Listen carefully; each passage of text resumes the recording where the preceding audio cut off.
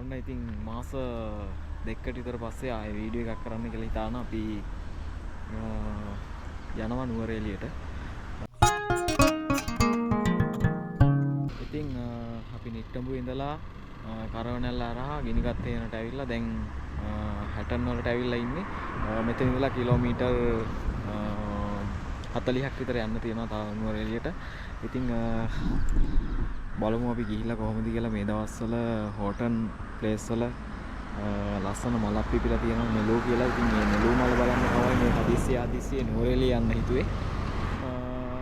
මේ වීකෙන්ඩ් එක නිසා ගොඩක් වාහන නුවරඑළියට ගිහිල්ලා ආය පාරක් කොළඹ යන ගමන් තියෙන්නේ. ඒක නිසා මේ පැත්තට මාර විදියට වාහන ගියා. අපිට මගින් හම්බුණා. උඩහ පැත්තට නුවරඑළිය පැත්තට යන්න වාහන ගොඩක් අඩුයි. ඉතින් ඒ නිසා පහසු යන්න අපි වටපිටාවේ ලස්සන බලගෙන ගමන් යනවා. ගිහිල්ලා බලමු එහෙනම්. ඔන්න අද ඉඳන් මගේ ට්‍රැවල් පාර්ට්නර් වෙයි ඉන්නේ. ඉතින් බලමු අපි ගිහිල්ලා මොන විදිහටද කියලා. යන් වෙන තව කිලෝමීටර් 40ක් විතර අපිට යන්න තියෙන නිසා පරක්කුත් වෙලා තියෙන්නේ. දැන් වෙලාව 4:00යි.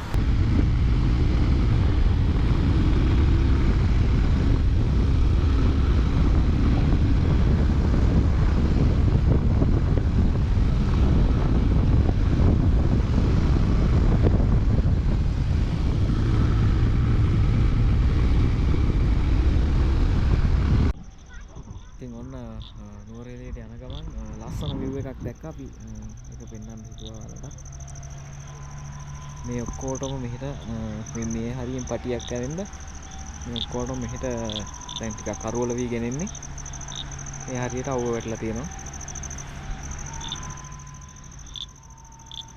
මාර ලස්සනයි මේක දකිද්දි. ඔන්න ඉතින් දවසක හවසක සුන්දර නුවරඑළියට ඇවිල්ලා ඉන්නේ අපි. දැන් නානුවේ පහු කරලා යන ගමන්. ඉතින් අර පැත්තෙන් ලස්සනට සන්සෙට් එක තියෙනවා. මේ පැත්තෙන් බීදුම බාලා මේ කඳු ටික වැහිගෙන එනවා.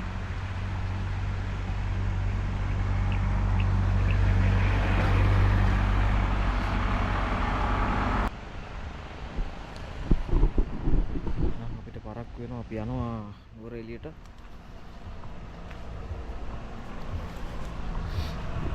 යා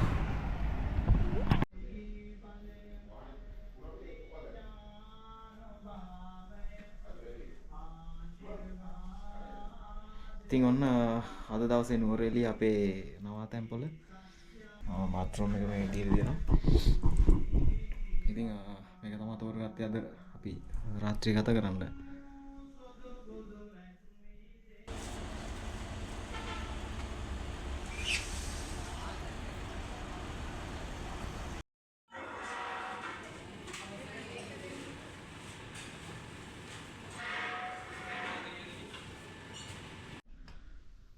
ඉතින් වෙලාව 9:10යි. ඉතින් අපි කෑම එකක් ගේන්න ගියා ටවුන් එකට. අපි කල්පනා කරා රයිස් එකක් ඔත්තුවක් කාලා හරියන්නේ නැතුයි. මොකද හෙට උදේ අපි හෝටන් ප්ලේස් යන්න ඕනේ හින්දා. මැරිලා හරි බඩ හරි අප්සෙට් ගියොත් එහෙම ඒක හින්දා කන්න අපි ගෙනාවා. පීසා එකක් ගෙනාවා. ඉතින් මාරම සීතලයි. මේ දැන් දවස් 2-3ක් විතර එක දිගටම වැහලා අද තමයි පායලා තියෙන්නේ. ඒකින් හින්දා පට්ට විදියට සීතලයි. එහෙනම් අපි නිදා ගන්න කියලා ලෑස්ති. හෙට උදේම හෝටල් ප්ලේස් යන්න. good night. හෙට හම්බෙමු. good morning. ඔන්න අලුත් දවසක් උදා වෙලා තියෙනවා නුවරඑළියට. ඉතින් මාර ලස්සන view එකක් තියෙනවා මෙතන.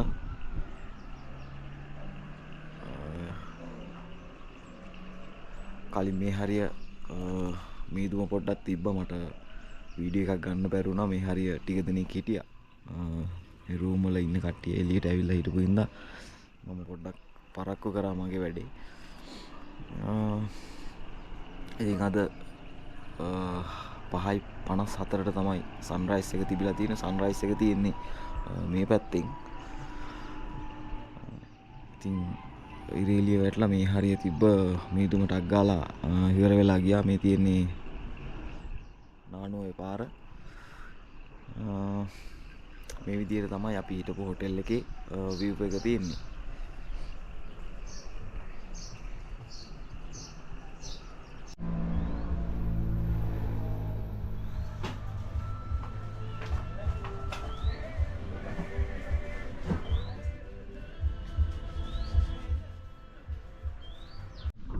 ඔන්න ඉතින් අපි රොටියක් එහෙම කාලා හෝටන් ප්ලේස් යන ගමන් ඉන්නේ. කන්දෑල හරිය තමයි ඉන්නේ. මෙතන එහා පැත්තේ කන්දෑල ලේක් එක තියෙනවා. දැන් අපි යන්න හදන්නේ හෝටන් ප්ලේස් වලට.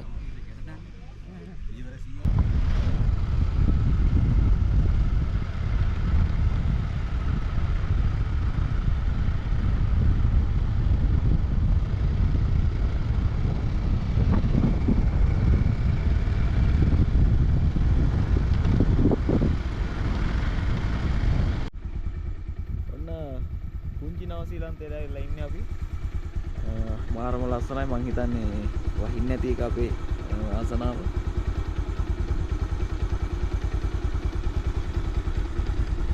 මෙතන ලැබෙන වගේ තනකොළ කන මාර ලස්සනයි. උලඟක් එක්ක අමුතුම සීතලක් තියෙන එකකින්ද අවුවත් වැටලා මාරම ලස්සනයි. පොඩ්ඩක් මෙහෙම අල්ලගන්නමු. මට පිටාව පොඩ්ඩක් පෙන්නගෙන යන් අපි. යන්න පරක් වෙනවා.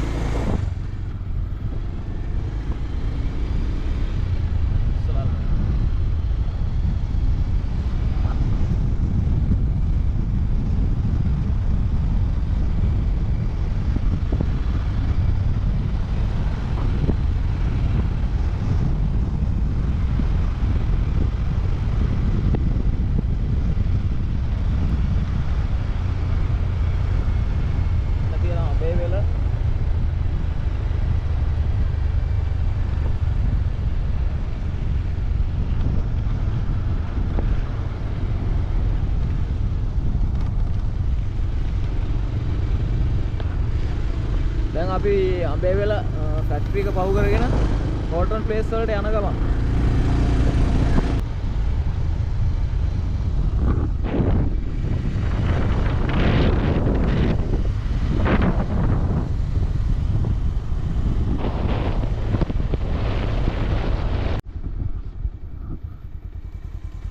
ඔන්න අපි ඇවිල්ලා ඉන්නේ දැන් පට්ටිපොළ දුම්රිය ස්ථානයේ ළඟ ඉන්නේ. ට්‍රේන් එකක් ගියා. ඒක නිසා මෙතන රේල් ගේට් එක වහලා තින්නේ. ඉතින් ඔන්න අපි එන්ට්‍රන්ස් එකෙන් ටිකට් ගත්තා. දැන් යන්න හදන්නේ හෝටන් ප්ලේස් එකේ.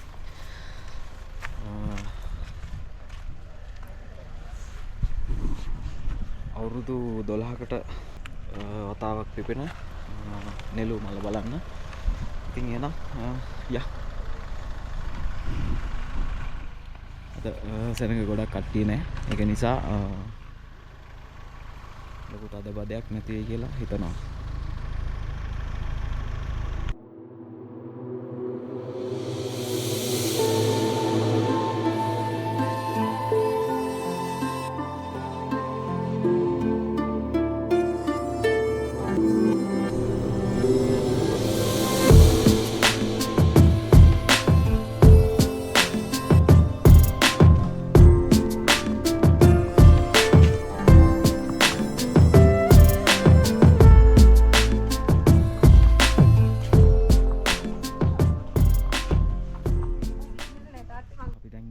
තොටුපොළ කන්දට යන පාරේ. මේ පාරේ තමයි නෙළු මල් ගොඩක් තියෙනවා කියලා කියන්නේ.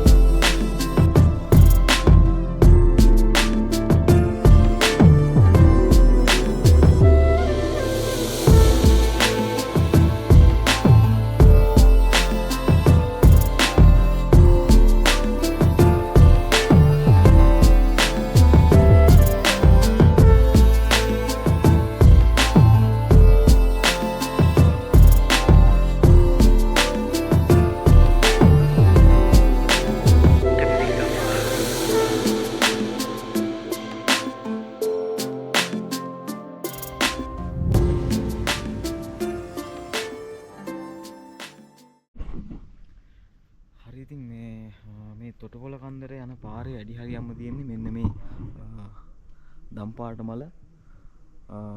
මේකේ විද්‍යාත්මක නම ඇවිල්ලා ස්ට්‍රෝබිලැන්තස් සෙක්සෙනිස් කියලා. ඉතින් ඒත් එක්කම මේ සුදු පාට මලක් තියෙනවා තැනින් තැන. මේක ඇවිල්ලා ස්ට්‍රෝබිලැන්තස් වැකෝසා කියලා.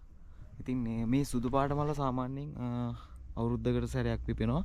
මේ දම් පාට මල අවුරුදු 12කට සැරයක් තමයි බලා ගන්න පුළුවන් වෙන්නේ. ඉතින් 2012න් පස්සේ ආයේ 2025 තමයි පිපිලා තියෙන්නේ. ඊට පස්සේ ආයේ හරිනම් කාලේ තියෙන්නේ 2037. ඉතින් ඊට කලින් ඇවිල්ලා බලා ගන්න පුළුවන් නම් හොඳයි. මේ දැන් සාමාන්‍ය මල් හැලීගෙන යනවා. තව සතියකින් දෙකකින් මේ ටික ඉවර වෙලා යයි.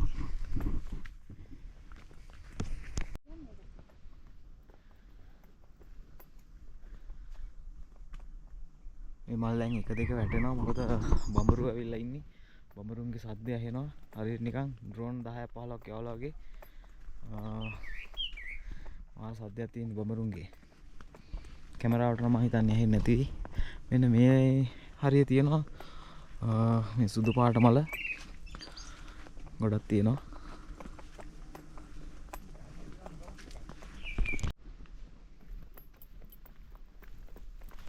උන් පේනවනේ පාර. අපරාධ කියන්න බෑ. නිලු මල් බලලා තියෙනවා හොඳටම කට්ටිය. මේ ඔගේ දවස් දෙකේ තුනේ වැස්සනේ. හොඳටම මේ සෙනඟ වැඩි වෙලා කට්ටිය හාගෙන හාලා ගිහින් තියන්නේ.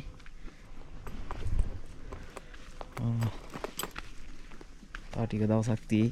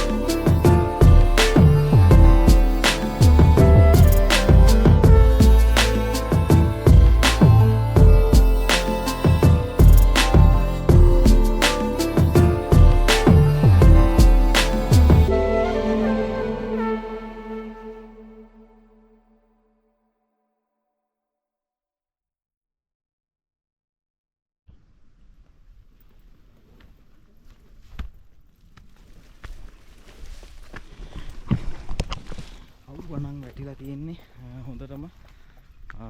ඔහුගේ දවස්වල කට්ටිය ඇවිල්ලා බලලා ගිහිල්ලා තිබ්බා හැමෝටම වැස්ස. ඉතින් මම හිතනවා අපි පොඩ්ඩක් වාසනාවන්තයි කියලා. මොකද වැස්සේ මේ ගමන එන්න හම්බ වුනේ නැති කියන.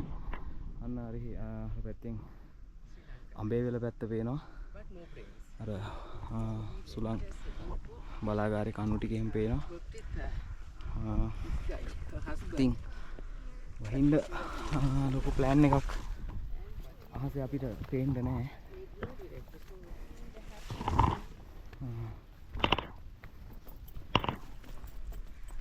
තව පොඩ්ඩක් අපිට උඩට ගිය හැකි තොටුපොළ කන්දේ.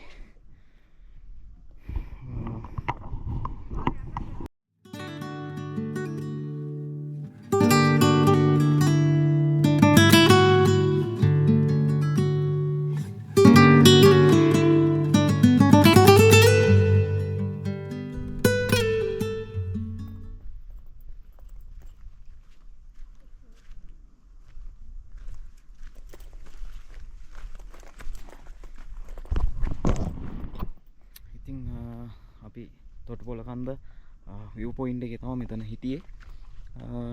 පීක් එකට තව ටිකක් උඩහට යන්න තියෙනවා. වැස්සකුත් එන්න වගේ. ඒ නිසා අපි තව ටිකක් හොටන් ප්ලේස් වල එහාට යන්න හිතාන ඉන්න නිසා අපි ගොඩක් එහාට යන්නේ නැතුව මෙතනින් පල්ලෙහාට යනවා. තව ටිකක් එහාට ගියා නම් තව පොඩ්ඩක් මල් ටිකක් බලා ගන්න පුළුවන්. කමන්නේ කොහොම හරි අපි මෙතනින් හැරෙනවා. මොකද දැන් පොඩක් වහින්න වගේ තියෙන්නේ. අපි බයික් එකේ ආපු නිසා වැස්සොත් එහෙම අනිවාර්යෙන් තෙමෙනවා.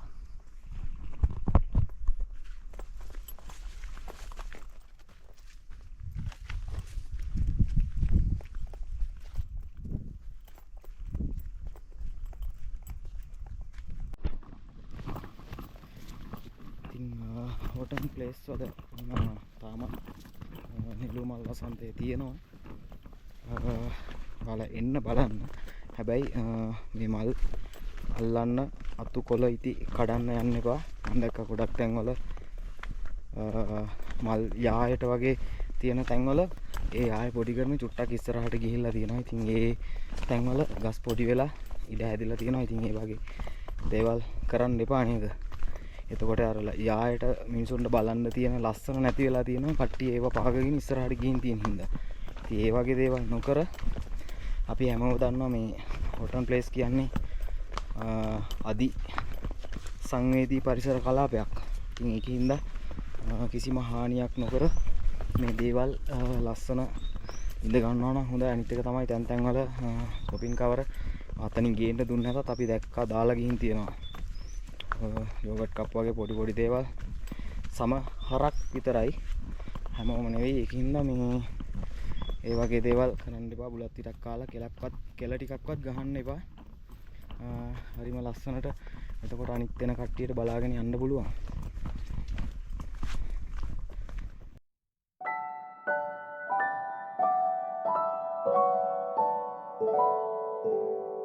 you